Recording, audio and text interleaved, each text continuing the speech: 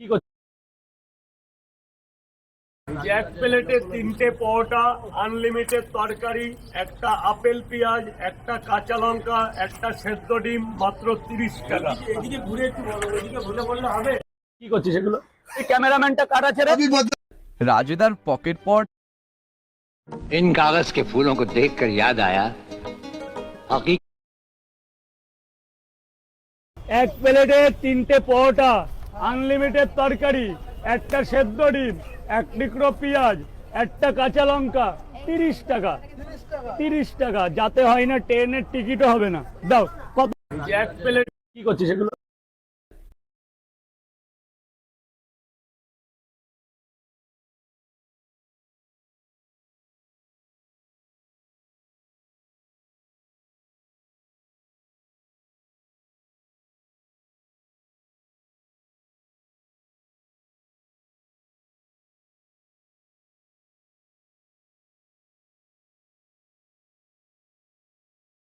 একটা করে পেঁয়াজ, একটা করে কাঁচা লঙ্কা, আনলিমিটেড তরকারি। ओ नानी मोय पैसे